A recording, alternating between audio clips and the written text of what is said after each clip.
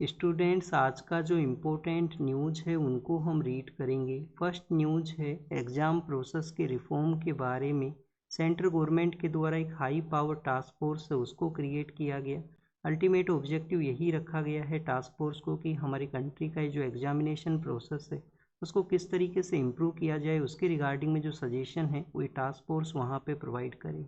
अगर टेक्नोलॉजी को यूज़ करना है तो उसके रिगार्डिंग में जो सजेशन है वो प्रोवाइड हो कि जिससे कि कंप्यूटर बेस्ड टेस्ट है उसको वहाँ पे कंडक्ट किया जा सके। और एग्जामिनेशन प्रोसेस का जो रियल टाइम मॉनिटरिंग है वो भी टेक्नोलॉजी को यूज़ करते हुए किया जा सके। तो इस टास्क फोर्स को किसके द्वारा हेड किया जाएगा? नंदन नीलेकनी नाम से जो पर्सन है, जिन्होंने आप देखिए कि हमारी कंट्री के अंदर में टेक्नोलॉजी सेक्टर के अंदर काफ़ी कुछ कंट्रीब्यूट किया है।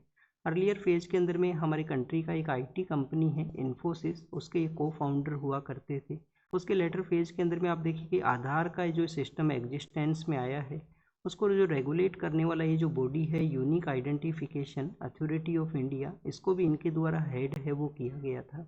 सिर्फ आप देखिए कि टेक्नोलॉजी से रिलेटेड पर्सन को ही कमेटी के अंदर में नहीं रखा गया। हर एक सेक्टर से रिलेटेड जो पर्सन है, हमारे जो स्पेस का जो जो इंस्टीट्यूशन है इसरो, उसके भी जो फॉर्मर हेड हैं उनको इंक्लूड किया गया। इवन इंटेलिजेंस का जो सेक्टर है उससे भी रिलेटेड पर्सन का इंक्लूजन हुआ है। फॉर्मर आप देखिए कि एजुकेशन का एक सेक्रेटरी हुआ करते थे अनीता करवाल, उनका भी यहाँ पे टास्क फोर्स है उसके ये पार्ट हैं। तो ये तो बेसिकली टास्क फोर्स के बारे में हुआ, उनका जो ऑब्जेक्टिव है उसके बारे में हमने देखा। रिसेंटली आप देखिए कि गवर्नमेंट के द्वारा और क्या रिफॉर्म लिए गए हैं एग्जामिनेशन प्रोसेस को इम्प्रूव करने के लिए। कल हम एक बिल के बारे में रीड किए थे कि बिल के अंदर में एग्जामिनेशन से रिलेटेड जो कोई भी पर्सन चीटिंग करता है तो उसका जो पेनल्टी है, पनिशमेंट है, उसको इंक्रीज किया जाएगा। और ये बिल यहाँ पे गवर्नमेंट है वो प्रपोज करेगा पार्लियामेंट के वहाँ पे। बिल का नेम क्या है? Public examination prevention of unfair means bill 2026। पहले ये 24 के समय एक एक्ट भी आया था, बट वहाँ से पनिशमेंट्स को चेंज करना है, इंक्रीज करना है, उसके रिगार्डिंग में फिर से बिल है वो लाया जाएगा। तो इसके अंदर में एक तो टास्क फोर्स को भी क्रिएट करने के बारे में था, फास्ट ट्रैक कोर्ट है उनको भी सेटअप करने के बारे में था कि फास्ट ट्रैक कोर्ट हैं वो भी यहाँ पे सेटअप होंगे। और जो इन्वेस्टिगेशन का जो टाइम पीरियड है वो भी वहाँ पे लिमिटेड है वो किया गया है। सेकेंड आप देखिए कि जब मिनिस्टर ऑफ एजुकेशन ने रिज़ाइन किया है तो जो अदर मिनिस्टर हैं जिनको एजुकेशन का जो जो यहाँ पे जो जो पोर्टफोलियो है वो भी अलोकेट हुआ है, तो उनके द्वारा जो चार्ज है उसको टेक ओवर किया गया। अब चार्ज को लेते हुए उन्होंने कहा है कि फर्स्ट ऑफ ऑल वो मिनिस्ट्री का जो वर्क है उसको यहाँ पे अंडरस्टैंड करेंगे। जो लार्जर यहाँ पे गवर्नमेंट का स्कीम्स हैं जैसे कि समग्र शिक्षा अभियान है, पीएम श्री स्कूल हैं जो 14,500 के आसपास जो स्कूल सेटअप करने हैं एज ए मॉडल स्कूल के रूप से। और जो पीएम पोषण है कि हमारे जो स्कूल गोइंग जो चिल्ड्रन हैं उनका किस तरीके से न्यूट्रिशनल जो वैल्यू है उसको भी इम्प्रूव करना है, चाहे वो मिड डे मील स्कीम के थ्रू हो, उनको जो क्वालिटी फूड को ईट करने के रिगार्डिंग में अवेयर करना हो, और स्कूल इंफ्रास्ट्रक्चर है उसका भी इम्प्रूवमेंट है वो यहाँ पे होना चाहिए। तो इन सब जो अल्टीमेट जो यहाँ पे उनके पास में ऑब्जेक्टिव हैं उनके रिगार्डिंग में वो वर्क को कैरी आउट है वो करेंगे। एग्जाम के पर्पज़ से आपको क्या पता होना चाहिए? एक तो आप देखिए कि अपोजिशन का जो पॉलिटिकल पार्टी है उन्होंने जब टास्क फोर्स को क्रिएट किया गया तो उन्होंने कहा है कि जब 24 का एग्ज़ाम के अंदर में कुछ कंसर्न्स आए थे जो नीट का एग्ज़ाम है, तो उस दौरान में भी एक कमेटी कॉन्स्टिट्यूट हुआ था, के राधा कृष्णन कमेटी। कमेटी का नाम क्या है स्टूडेंट्स? के राधा कृष्णन कमेटी है। इसका जो रिकमेंडेशन है स्टिल इम्प्लीमेंट है वो नहीं हुआ है। ये अपोजिशन का पॉलिटिकल पार्टीज़ ने इस पॉइंट को यहाँ पे रेज किया है। जो लीडर ऑफ अपोजिशन है उन्होंने लोकसभा के अंदर में एक लोकसभा के जो रूल्स हुआ करते हैं, रूल्स के अंदर में आप देखिए कि 267 का एक रूल हुआ करता है जो कि नॉर्मल जो बिजनेस हुआ करते हैं उनको सस्पेंड करता है, और कोई भी अर्जेंट मैटर है उसके रिगार्डिंग में हियरिंग है उसको कैरी आउट करने का ये रूल है, वो प्रोविज़न को वहाँ पे एग्जिस्टेंस में लाता है।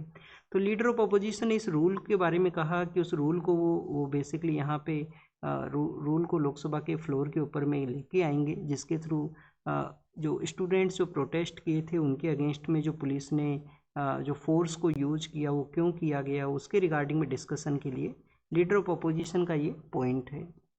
नेक्स्ट आपको क्या पता होना चाहिए? जो एजुकेशन एज ए सब्जेक्ट है वो कौन सा लिस्ट के अंदर में है? कॉन्करेंट लिस्ट के अंदर में वो आया करता है। पहले आप देखिए कि स्टेट लिस्ट का ये पार्ट होता था, बट 42 कॉन्स्टिट्यूशन अमेंडमेंट एक्ट के थ्रू उसको स्टेट से कॉन्करेंट में इंक्लूड है वो किया गया है। नेक्स्ट आप देखिए कि हमारा जो मिनिस्टर ऑफ एक्सटर्नल अफेयर है उन्होंने कुछ यहाँ पे वार्निंग्स हैं उनको इश्यू किया है। वार्निंग के अंदर में उन्होंने क्या मेंशन किया कि हमारे काफ़ी सारे जो वर्कर हैं जो सी फेरर्स के रूप से काम किया करते हैं, तो उनको कहा है कि ब्लैक सी का एरिया है वहाँ का जो कंडीशन है वो बेटर नहीं है। अगर उनको किसी भी यहाँ पे शिप वेसल के अंदर में वर्क लेना है तो उनके द्वारा एग्जामिन करना चाहिए सिक्योरिटी रिस्क को, क्योंकि वहाँ पे कंटिन्यूस अटैक्स हैं वो होने लगे हैं। अब अटैक्स ब्लैक सी में किस तरीके से होने लगे हैं, रसिया के द्वारा भी कुछ यूक्रेन से जाने वाले जो शिप्स हैं उनको वहाँ पे टारगेट किया गया। और अब आप देखिए कि यूक्रेन के द्वारा भी ब्लैक सी के अंदर तो टारगेट नहीं किया, उन्होंने कैस्पियन सी के अंदर में टारगेट किया है। ईरान से जाने वाला, ईरान और रसिया का कोई वहाँ पे एंगेजमेंट था, उसको टारगेट किया था यहाँ पे यूक्रेन ने, जिसको ईरान ने ऑब्जेक्ट भी किया है। आज के वर्ल्ड के पेज के ऊपर में वो मेंशन है। तो फर्स्ट ऑफ ऑल स्टूडेंट्स, ये लोकेशन को हम प्रैक्टिस करेंगे। ये तो यहाँ पे ब्लैक सी है। ब्लैक सी के साथ में कितने कंट्री अपना एरिया शेयर करते हैं? 6 कंट्री अपना एरिया शेयर करते हैं। नॉर्दर्न पार्ट के अंदर में यूक्रेन है, इस ईस्टर्न पार्ट के अंदर में जो रसिया है वो सिचुएटेड है। फिर आप देखिए कि यहाँ पे जो है जॉर्जिया है, फिर टर्की है, जॉर्जिया है, टर्की है, रोमानिया जहाँ पे हमारी जो प्रेसिडेंट मैम है अभी रिसेंटली गए थे, और यहाँ पे आप देखिए कि जो जो कंट्री है वो है बुल्गारिया। तो इस तरीके से जो 6 नेशन है वो यहाँ पे ब्लैक सी के साथ में एरिया शेयर करते हैं। यहाँ पे जो स्ट्रेट है उसका नाम है कर्च स्ट्रेट। कर्च स्ट्रेट किससे कनेक्ट करता है? ये जो सी ऑफ अजोव है और ब्लैक सी है उनको कनेक्ट करता है। ये जो वाटर बॉडी है वो आप देखिए कि यहाँ पे कैस्पियन सी है। कैस्पियन सी के साथ में कितने कंट्री एरिया शेयर करते हैं? 5 कंट्रीज एरिया शेयर करते हैं। उनका नाम आप यहाँ पे एक तारीख नाम से निमोनिक है उससे याद रख सकते हो कि तुर्कमेनिस्तान है, तुर्कमेनिस्तान है, अजरबैजान है, रसिया है, ईरान है और कजाकिस्तान है। अफगानिस्तान नहीं है, ये यहाँ पे अजरबैजान है। तो इस तरीके से आप देखिए कि ईरान अपना जो नॉर्दर्न पार्ट है वो इस कैस्पियन सी में शेयर करता है। नेक्स्ट न्यूज़ किसके बारे में है? नेक्स्ट न्यूज़ है स्टूडेंट जो कारगिल वॉर हुआ था 99 के समय में। आप देखिए कि पाकिस्तान के जो इंसर्जेंट्स हैं, बाद में एक रिपोर्ट्स में ये भी पता लगा था कि पाकिस्तान मिलिट्री के ही वो पर्सन थे जो कि वहाँ पे हिली एरियाज़ को कैप्चर कर लिए थे, और बाद में हमारी फोर्सेज ने कंटिन्यूस अपना जो क्रेज है, वेलोर है, उसको शो करते हुए उन सब एरियाज़ को कैप्चर है वो किया था। ये आप देखिए कि बैटल इतना ज़्यादा यहाँ पे हार्श बैटल था कि हमारे काफ़ी सारे जो सोल्जर्स हैं उन्होंने अपना जो लाइफ है उसको लेट डाउन किया था। कुछ ऐसे भी लोग हैं जिनका यहाँ पे जिस तरीके से उन्होंने अपना जो करेज एंड वेलोर को शो किया, तो उनको जो परमवीर चक्र है वो भी यहाँ पे दिए गए थे इसी बैटल के दौरान में। जिसमें से आप देखिए कि कुछ तो लिविंग रेसिपिएंट के रूप से भी अब स्टिल हमारे बीच के अंदर में एग्जिस्ट करते हैं। जैसे कि आप देखिए कि जो राइफलमैन संजय कुमार हैं उनको परमवीर चक्र मिला था, तो परमवीर चक्र के वो रेसिपिएंट है। जब आप रिपब्लिक डे का सेलिब्रेशन को देखते हो तो हमारे जो प्रेजेंट समय में 3 ऐसे रेसिपिएंट हैं जो हमारे बीच में एग्जिस्ट करते हैं। उनका आप देखिए कि जो रिपब्लिक डे परेड के दौरान में सबसे जो आगे वो आपको मिलते हैं परेड के अंदर में, वो वहाँ पे राजपथ के एरिया से पास करते हैं। राइफलमैन संजय कुमार के अलावा योगेंद्र कुमार यादव हैं जो टाइगर हिल्स का एरिया था उसको कैप्चर करने में उनका एक इम्पोर्टेंट रोल रहा था। और इसके अलावा आप देखिए कि एक और परमवीर चक्र के रेसिपिएंट हैं बन्ना सिंह हैं, जो कि ऑपरेशन राजीव के दौरान में उन्होंने अपना जो जो जो जो क्रेज है, जो वेलोर है, उसको कैरी आउट है वो किया था। तो यहाँ पे हमारे जो डिफेंस मिनिस्टर हैं, कारगिल वॉर का जो ये डे था उसी दौरान में उन्होंने कहा कि पाकिस्तान के साथ में अगर कोई डायलॉग होगा तो जो पाकिस्तान का जो हमारा कश्मीर का एरिया है जो पाकिस्तान के कंट्रोल के अंदर में है, उसी के डिस्कशन के दौरान में हम पाकिस्तान से डायलॉग है वो करेंगे। ऑपरेशन सिंदूर में हमारी फोर्सेज ने जिस तरीके से जो रोल प्ले किया, जो डिफेंस फोर्सेज का जो यहाँ पे पॉजिटिव रहा कि किस तरीके से हमने इफ़ेक्टिव वे के अंदर में पाकिस्तान के इनसाइड एरियाज़ को टारगेट किया था। हमारी जो डिफेंस कैपेबिलिटी इस तरीके से है कि हम किसी अटैक को डील है वो कर सकते हैं। तो ये जो ऑपरेशन सिंदूर का जो सक्सेस है उसको भी यहाँ पे डिफेंस मिनिस्टर ने प्रेज है वो किया है। क्या पाकिस्तान के साथ में हमारा जो इंडस वाटर ट्रीटी है वो एग्जिस्टेंस में है प्रेजेंट समय में? आप देखिए कि वो एक्टिव वे के अंदर में एग्जिस्ट नहीं करता है, बट हमारा जो नेशन है ह्यूमैनिटेरियन ग्राउंड के ऊपर में वाटर का जो डाटा है वो शेयर करता है पाकिस्तान के साथ में। फिर कॉमनवेल्थ गेम्स के बारे में है। ग्लासगो का जो एरिया है स्कॉटलैंड के वहाँ पे, वहाँ आप देखिए कि जो कॉमनवेल्थ गेम्स हैं उनको ऑर्गेनाइज किया गया है। हमारे जो स्पोर्ट्स पर्सन है मीराबाई चानू हैं जो कि वेट लिफ्टिंग के अंदर में है, उन्होंने फर्स्ट डे ही यहाँ पे जो गोल्ड है हमारे कंट्री के लिए जीता है। इसके अलावा जो सिल्वर मेडल है उसके बारे में भी है, ये भी वेट लिफ्टिंग का जो सेक्टर है उसी से पर्सपेक्टिव से है। क्या स्टूडेंट्स, कॉमनवेल्थ का गेम कभी इंडिया ने भी ऑर्गेनाइज करवाया है? 2010 के समय दिल्ली के वहाँ पे हमने ऑर्गेनाइज करवाया, और 2030 के समय में जो हम ऑर्गेनाइज करेंगे अहमदाबाद सिटी के वहाँ पे, तो 10 में पहले हो चुका है, अहमदाबाद में 2030 में होगा। पहले जो कॉमनवेल्थ के जो कंट्री हुआ करते थे वो मैक्सिमम वही कंट्री थे जहाँ पे कभी ब्रिटेन का जो रूल है वो रहा था, ब्रिटेन के डोमेन में वो रहे थे। अभी आप देखिए कि पिछले कुछ समय से कुछ अलग अलग कंट्रीज को भी इंक्लूड किया है जो कभी ब्रिटेन का टेरिटरी है उनके कंट्रोल में नहीं रहे, जैसे मोजाम्बिको नाम का जो कंट्री है उसको इंक्लूड किया गया था 90s के समय में। मोजाम्बिको के बाद में आप देखिए कि रवांडा नाम का जो नेशन है वो इंक्लूड हुआ था, टैगो नाम का एक नेशन है, इसके अलावा गैबोन है। इस तरीके से 3-4 ये कंट्रीज आया करते हैं जो कभी ब्रिटिश के कंट्रोल में उनका जो टेरिटरी है वो नहीं होते थे, बट यहाँ पे कॉमनवेल्थ का ये पार्ट है। इंडिया का आप देखिए कि जो कॉमनवेल्थ का मेंबरशिप है उसको रेटिफाई किया था हमारी कॉन्स्टिट्यूशन असेंबली ने। कॉन्स्टिट्यूशन असेंबली ने हमारा जो मेंबरशिप है उसको रेटिफाई है वो किया था। नेक्स्ट जो न्यूज़ है वो है स्टूडेंट्स ईरान और यूएस के बारे में। अब यहाँ पे जो स्ट्राइक्स है उनको रोका गया है कुछ समय के लिए, तो एक पॉजिटिव रिजल्ट है कि हो सके कि कुछ डिस्कशन हो सके और यहाँ पे जो डिस्कशन के थ्रू जो पीस है वो इस्टेब्लिशमेंट में आए। क्योंकि आप देखिए कि जब जनरल्स फेल करते हैं, जब यहाँ पे डिफेंस फोर्सेज का कोई रिजल्ट नहीं दिखता है, तो उस समय जो डिप्लोमेट्स हैं वो डोमेन के अंदर में एंटर करते हैं, और डिप्लोमेट्स का अल्टीमेट ऑब्जेक्टिव यही है कि डिस्कशन के थ्रू रिजोल्व यहाँ पे कर सके को जो भी डिफरेंस हैं। चाइल्ड सेफ्टी के जो चेकलिस्ट हैं स्कूल्स के अंदर में उसका एक ऑडिट किया गया, जिसमें काफ़ी सारे स्कूल्स के अंदर में जो डेफिशिएंट हैं वो सेफ्टी का जो प्रोटोकॉल है उनका फॉलो नहीं है।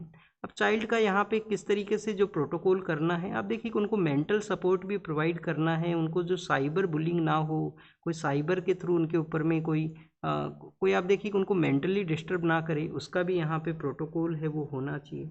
इसके अलावा और भी काफ़ी सारे एरिया हैं, जैसे कि इमरजेंसी का प्रोटोकॉल है, उनको इमोशनल वे के अंदर में जो इमोशनल वे के अंदर में आप देखिए कि उनको इम्प्रूव करना, उनका पर्सनैलिटी डेवलपमेंट में रोल करना, तो ये सब जो चेकलिस्ट हैं जो इस्टेब्लिश नहीं करते हैं काफ़ी सारे स्कूल के वहाँ पे। नेक्स्ट यहाँ पे स्टूडेंट्स एक एनजीओ का जो वर्क है, एनजीओ या आप देखिए कि जो रूरल एरियाज़ के अंदर में आई के रिगार्डिंग में एक वर्क है, स्पेशली राजस्थान का जो अलवर का एरिया है उसके बारे में एक रिपोर्ट में मेंशन किया गया कि हमारी कंट्री का भी एक प्रोग्राम एग्जिस्ट करता है, इंडिया का रूरल आई हेल्थ प्रोग्राम है, उसके थ्रू यहाँ पे एक सीएससी के अंदर में इस तरीके से जो आई चेकअप का जो सेंटर है उसको सेटअप किया गया है। पहले वो एग्जामिन करते हैं, एग्जामिन करने के बाद में आप देखिए कि अगर उन पर्सनस को ज़रूरत है आई में किसी तरीके से ट्रीटमेंट का, तो वो यहाँ पे प्रोवाइड है वो किया जाता है। एक होमवर्क आपको देते हैं, होमवर्क आपको यहाँ पे ये है कि हमारा जो ह्यूमन आई है उसके अंदर में जो जो लेंस हुआ करता है वो कौन सा लेंस होता है, क्या ये यहाँ पे कॉन्वेक्स लेंस हुआ करता है, या आप देखिए कि जो कोनकोई लेंस हुआ करता है वो यहाँ पे नेचुरल ह्यूमन आई के अंदर में कौन सा लेंस एग्जिस्ट करता है। नेक्स्ट जो रिपोर्ट है वो है स्टूडेंट्स फॉरेन ट्राइब्यूनल के बारे में। आसाम का जो एरिया है वहाँ पे अगर कोई पर्सन इलेक्शन कमीशन का जो यहाँ पे जो प्रैक्टिस हुआ करता है उसमें डाउटफुल वोटर के रूप से अगर डेजिग्नेट कर दिया जाए, तो उनको अपना जो जो जो जो उनको प्रूव करना है कि वो पर्सन इंडिया से बिलोंग करते हैं डॉक्यूमेंट के थ्रू, वो फॉरेन ट्रिब्यूनल के अंदर में सुना जाएगा। अब फॉरेन ट्रिब्यूनल का भी एक डेट है कि 24 मार्च 1971 से पहले वो पर्सन उसके बाद में इंडिया में एंटर ना किया हो। क्वासी जुडिशियल ये बॉडी हुआ करती है, क्रॉस बॉर्डर माइग्रेशन को ये डील करता है, और अल्टीमेट ऑब्जेक्टिव यही है कि जो इन्फिल्ट्रेशन है जो यहाँ पे आसाम अकॉर्ड है उसको एनफोर्स है वो किया जा सके। तो आसाम के अंदर में जो इलीगल माइग्रेशन हुआ था उसको स्टॉप करने के लिए, लोगों को आइडेंटिफाई करने के लिए ये फॉरेन ट्रिब्यूनल से उनको सेटअप है वो किया गया। ब्रह्मपुत्र आइडेंटिटी का क्या इरोजन है कि कुछ ऐसा एरिया होता है जो ब्रह्मपुत्र के डोमेन में होता है, जो काफ़ी बार इरोड करता है रिवर का जो कोर्स के अंदर वजह से, तो उनके जो यहाँ पे डॉक्यूमेंट्स हैं वो नहीं मिलते हैं उन पर्सनस के, तो उनको भी एज ए डी वोटर के रूप से डेजिग्नेट कर दिया जाता है। क्या फॉरेन ट्रिब्यूनल का कोई अवार्ड है उसका वो बाइंडिंग होता है या इसके अगेंस्ट में अपील हो सकता है? जैसे स्टूडेंट्स अपील है वो फाइल हो सकता है। फिर स्टूडेंट्स हमारे यहाँ पे स्टूडेंट्स का जो मूवमेंट हुआ था उसके बारे में है कि कैसे जो स्टूडेंट्स हैं वो यूनाइट हुए हैं, बट यहाँ पे ये जो टर्म यूज किया गया ये आप देखिए कि करेक्ट नहीं है। हमारे कंट्री के अंदर में आप कह सकते हो कि गवर्नमेंट का स्ट्रिक्ट वे के अंदर में कंट्रोल है, पर ऑथोरिटेरियन जो गवर्नमेंट को अगर आप यहाँ पे बताओगे तो ये जो एग्जिस्ट करता, तो आप देखें कि डेट मूवमेंट उसी को अलाउ है, वो नहीं किया जाता। हाँ, आप पॉजिटिव वे के अंदर में ये बोल सकते हो कि यूथ के द्वारा यहाँ पे गवर्नमेंट को क्वेश्चन किया गया है, जो कि आप देखिए कि डेट डेमोक्रेसी के डोमेन के अंदर में एक पॉजिटिव साइन यहाँ पे है। नेक्स्ट स्टूडेंट्स, यहाँ पे जो जो मूवमेंट के अंदर में जो बेसिकली मिनिस्टर ऑफ एजुकेशन को रिमूव किया गया है, बट अब प्रेजेंट समय में जो अदर एरिया हैं जिनको फोकस किया जाए, एक तो जो स्टूडेंट्स के जो सुसाइड इंक्रीज हुए हैं, एजुकेशन का कॉस्ट इंक्रीज हुआ है, इसके रिगार्डिंग में।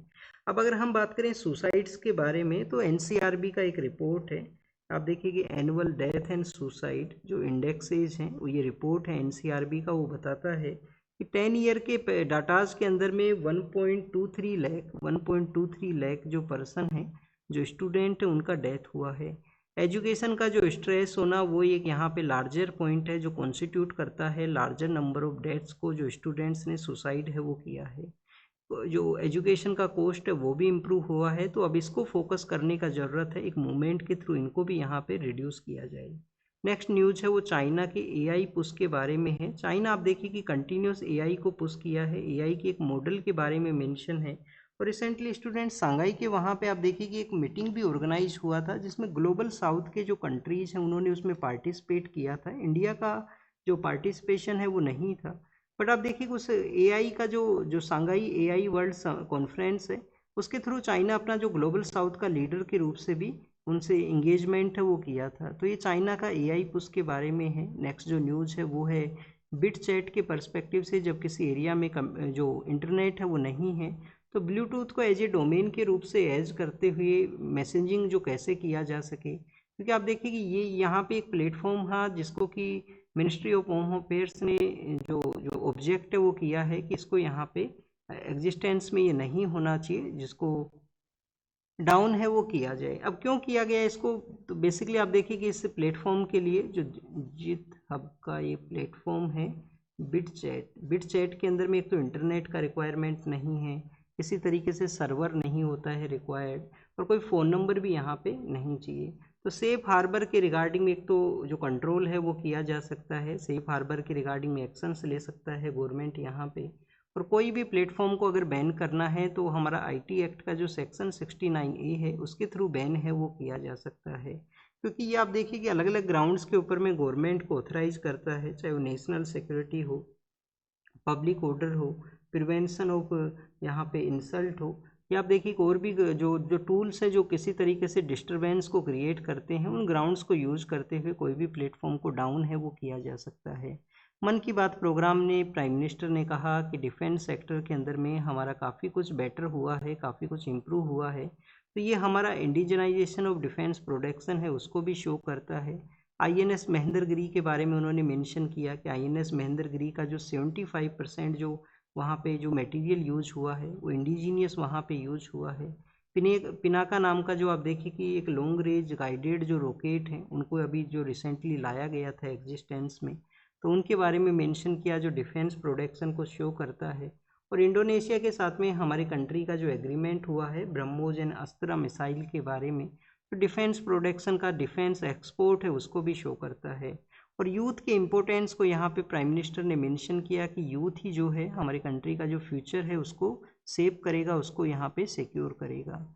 ग्रेट इंडियन बस्टर्ड के बारे में है, जो कि राजस्थान का स्टेट बर्ड है। आप देखिए कि डेजर्ट नेशनल पार्क में पाए जाते हैं, और उनके जो चिक्स हैं उनको यहाँ पे रीवाइल्डिंग जो टनल है उसमें रखा जाएगा, उसमें इसको मॉनिटर किया जाएगा 3 मंथ के लिए, और 3 मंथ बाद में उसको डीएनपी जो डेजर्ट नेशनल पार्क है वहाँ पे रिलीज कर दिया जाएगा।